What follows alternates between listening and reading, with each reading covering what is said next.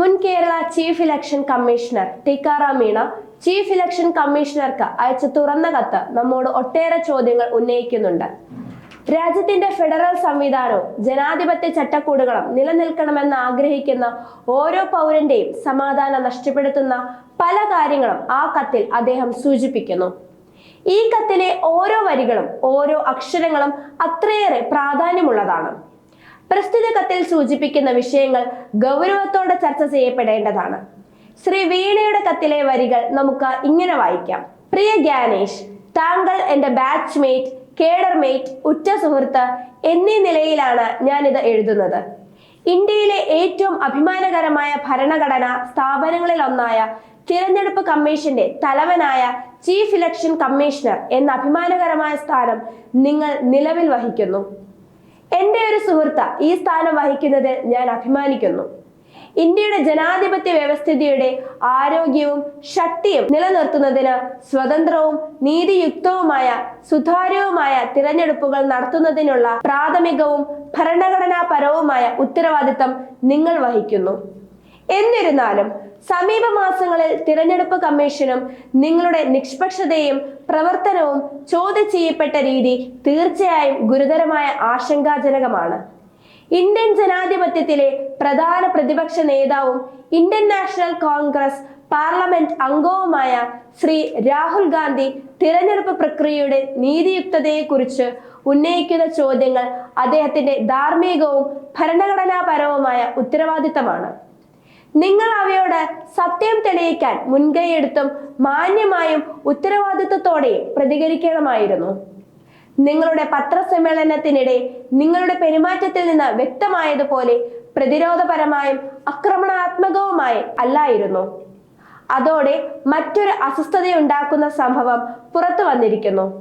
പ്രത്യേകിച്ച് രാഹുൽ ഗാന്ധിക്ക് 272 വിരമിച്ച ഉദ്യോഗസ്ഥർ എഴുതിയ കത്ത്. അത് തീർത്തും അനാവശ്യമായിരുന്നു. ഈ കത്ത് ഭരണകക്ഷി സ്പോൺസർ ചെയ്തതാണെന്ന് തോന്നുന്നു.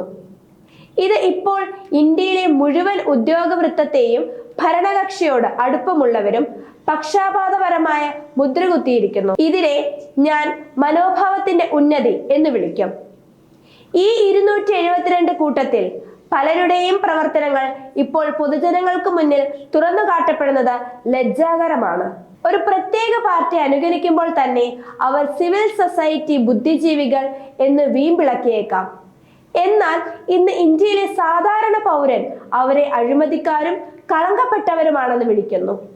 ദുഃഖകരമായ കാര്യം, സംസ്കൃതരായ ഈ ആളുകൾ ഭരണകക്ഷിയോടുള്ള അവരുടെ അനുകമ്പ തെളിയിക്കാൻ നിങ്ങളുടെ കവചമായി നടിക്കുന്നു എന്നതാണ്. നിങ്ങൾക്കത് ആവശ്യമില്ലായിരിക്കാം. തിരഞ്ഞെടുപ്പ് കമ്മീഷന്റെ വിശ്വസ്തതയും നിഷ്പക്ഷതയും തെളിയിക്കാൻ നിങ്ങൾക്ക് അത്തരം അനുകമ്പക്കാരുടെ കത്ത് ആവശ്യമുണ്ടോ? ഇത്രയും അപ്രശസ്തരായ വിരമിച്ച മനോരോഗികളിൽ നിന്ന് നിങ്ങൾക്കൊരു സർട്ടിഫിക്കറ്റ് ആവശ്യമുണ്ടോ? തിരഞ്ഞെടുപ്പ് കമ്മീഷന് അത്തരം ആളുകളുടെ കവർ ആവശ്യമുണ്ടോ?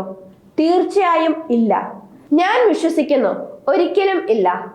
TN ശേഷൻ, നിങ്ങളുടെ മുൻ CEC-മാരായ ഖുറേഷി സാഹബ്, OP റാവത്ത് ജി, സുനിൽ അറോറ ജി, അശോക് ചൗളാജി, ബഹുമാന്യരായ IAS ബ്യൂറോക്രാറ്റുകൾ എന്നിവർ ഈ തസ്തികയുടെ അന്തസ്സിന് കളങ്കം വരുത്താൻ ഒരിക്കലും അനുവദിച്ചില്ല. എന്റെ അന്തസ്സിന് വിട്ടുവീഴ്ച ചെയ്യാൻ ഞാൻ ഒരിക്കലും അനുവദിച്ചില്ല. 2019 ലോക്സഭാ തെരഞ്ഞെടുപ്പും 2021 സംസ്ഥാന നിയമസഭാ തെരഞ്ഞെടുപ്പും നടത്തിയ കേരള സംസ്ഥാനത്തിന്റെ ചീഫ് ഇലക്ടറൽ ഓഫീസറായി 3 വർഷം ഞാൻ തെരഞ്ഞെടുപ്പ് കമ്മീഷനിൽ സേവനമനുഷ്ഠിച്ചു. എന്റെ ടീമും ഞാനും നടത്തിയ നിഷ്പക്ഷതയും നിർഭയത്വവും പൊതുജനങ്ങളും എല്ലാ പാർട്ടികളിലെയും അംഗങ്ങളും ഇപ്പോഴും ഓർക്കുന്നു. തിരഞ്ഞെടുപ്പ് സമയത്ത് തുല്യനില നിലനിർത്താൻ ഞങ്ങൾ മാതൃകാ പെരുമാറ്റച്ചട്ടം കർശനമായി നടപ്പിലാക്കുകയും ലംഘനങ്ങൾക്ക് മിക്കവാറും എല്ലാ പാർട്ടികളിലെയും പ്രമുഖരും പ്രധാന നേതാക്കൾക്കെതിരെ നടപടിയെടുക്കുകയും ചെയ്തു. ഇതിൽ BJP സംസ്ഥാന തലവൻ, കമ്മ്യൂണിസ്റ്റ് പാർട്ടി സംസ്ഥാന ജനറൽ സെക്രട്ടറി, കോൺഗ്രസ് പാർട്ടിയുടെ ഒരു പ്രമുഖ നേതാവ് എന്നിവരും ഉൾപ്പെടുന്നു. മുഖ്യമന്ത്രിക്ക് പോലും എന്റെ അനുമതിയോടെ മാത്രമേ പ്രവർത്തിക്കാൻ കഴിയൂ.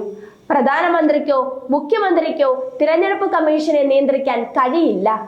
ഭരണഘടനാ ആർട്ടിക്കിൾ 324 പ്രകാരം ഇതിന് ഇത്രയധികം അധികാരം നൽകുന്നു. എന്നാൽ അവ എങ്ങനെ എപ്പോഴൊക്കെ ഉപയോഗിക്കണമെന്നത് ആ സ്ഥാനം വഹിക്കുന്ന വ്യക്തിയുടെ ഇച്ഛാശക്തി, നിശ്ചയദാർഢ്യം, നിഷ്പക്ഷത, സമഗ്രത, കടമയോടുള്ള സമർപ്പണം എന്നിവയെ ആശ്രയിച്ചിരിക്കുന്നു. തിരഞ്ഞെടുപ്പ് കമ്മീഷന്റെ അന്തസ്സും നിഷ്പക്ഷതയും പുനഃസ്ഥാപിക്കാൻ നിങ്ങൾക്ക് ചില ഫലപ്രദമായ നടപടികൾ സ്വീകരിക്കുമെന്ന് ഞാൻ പ്രതീക്ഷിക്കുന്നു. എൻ്റെ ആശംസകൾ. നിങ്ങൾക്ക് എല്ലാവിധ ആശംസകളും നേരുന്നു. ജയ് ഹിന്ദ്. ഇനി ചിന്തിക്കേണ്ടതും തീരുമാനങ്ങൾ എടുക്കേണ്ടതും ലോകത്തിലെ ഏറ്റവും വലിയ ഈ ജനാധിപത്യ രാജ്യത്തിലെ ജനങ്ങളാണെന്ന് ഓർമ്മിപ്പിക്കട്ടെ. നമസ്കാരം.